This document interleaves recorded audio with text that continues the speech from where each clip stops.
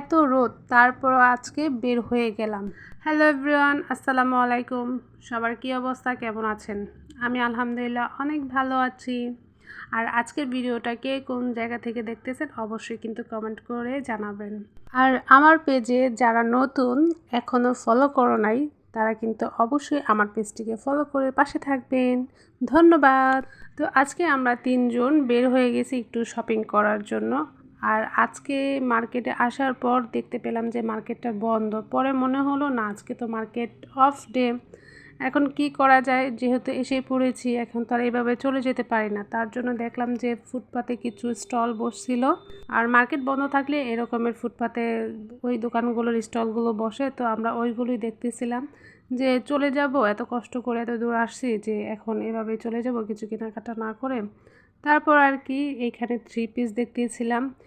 আর 3 piece দেখা মোটামুটি ভালো লাগছিল, কিন্তু নেওয়া হলো না। আর এদিক দিয়ে আমি ভিডিও করতেছিলাম যে দেখেন এত রোদ উঠছে, আমি ঘেমে গেছি, মানে দাঁড়ায় থাকতে পারতেছি না, প্রচুর গরম পড়ছিল আর শুধুই ঘামতেছিলাম। আর এদিক দিয়ে বলতেছিলাম যে আজকে কি এত গরম পড়ার দরকার ছিল, যে এত ঘাম। আর এই দেখছেন আমার মাথার পিছনের রোদ, মানে কি বলবো, গরমটা একটু বেশিই লাগতেছিল। তারপর আর কি বললাম যাই হোক, এসে যেহেতু পড়েছি, গরম আর টরম কি। কিন্তু আমি এইটা বুঝতে পারলাম না, সূর্য মামা আজকে এত চেটটা আছে কেন, খুব ভাববার বিষয়। যাই হোক, সামনে হাঁটতেই দেখি এরকমের ছোট ছোট পুতুল। তো আমি থেকে বললাম আমাকে একটা গিফট করো। গিফটটা আমাকে তো গিফট করলোই না। আমি বললাম আচ্ছা ঠিক আছে, গিফট করার কোনো দরকার নেই, আমি নিজেটা নিজে কিনবো। তারপর মামাকে বললাম মামা এটা দাম কত, মামা এটা দাম কত। মামা কোনো পাত্তা দিল না, ভাই কেন পাত্তা দিল না আমি বুঝলাম না। তারপর এই স্টল থেকে চলে আসি। আজকে যেহেতু জুতা কেনার উদ্দেশ্যে বের হয়েছি, তার জন্য জুতার স্টলগুলো খুঁজতেছিলাম। অনেক খোঁজাখুঁজির পর এই একটা স্টলই পাইছি। আর এই হিলটা আমি দেখতেছিলাম, এই হিলটা কিন্তু আমার কাছে ভালোই লাগছিল, খারাপ না, মানে খারাপ বলতে একদমই খারাপ না, আমার কাছে ভালো লাগলো। কিন্তু আগের কালারটা একদম ভালো লাগে না। আর এই যে এটা কিন্তু সেই লাগছে।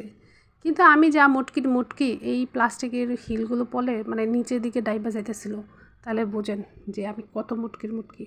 তারপর ওই হিলটা বাদ দিয়ে আমি এই স্লিপারটা দেখতেছিলাম, না এটাও কিন্তু অনেক সুন্দর ছিল।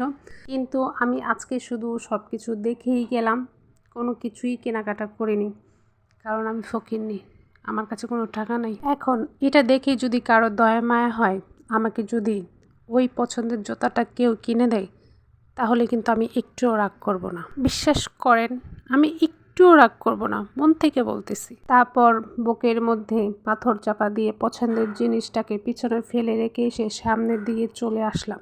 আর আসতেই এখানে দেখি বড় একটা ইটের খাম্বা, আর সেই খাম্বাতে অথই বসে গেল আর বলল আপু আমাকে 2-1টা ছবি তুলে দাও। আমি বললাম আচ্ছা ঠিক আছে, তুমি ছবি তোলার জন্য পোজ দাও। আর সেও পোজ দিচ্ছে, কিন্তু আমি দুষ্টুমি করে তার একটা ছবিও তুলে নিই। তারপর সে মন খারাপ করে উঠে যায়। আর এই মন খারাপ করার কারণে আমরা বললাম চলো এখন বাসায় চলে যাই। তারপর অনেকক্ষণ বাস স্ট্যান্ডে দাঁড়ায় থাকার পর অবশেষে একটা বাস পেলাম, আর সামনের সিটে আমরা 3 জন বসে গেলাম। তারপর আপনাদেরকে আমরা 3 জন টাটা দিয়ে বিদায় দিয়ে দিলাম। বিদায় দেওয়ার পর মনে হলো আমাদের ভিডিওতে লাইক কমেন্ট করবেন, এটা বলতে ভুলেই গেছি।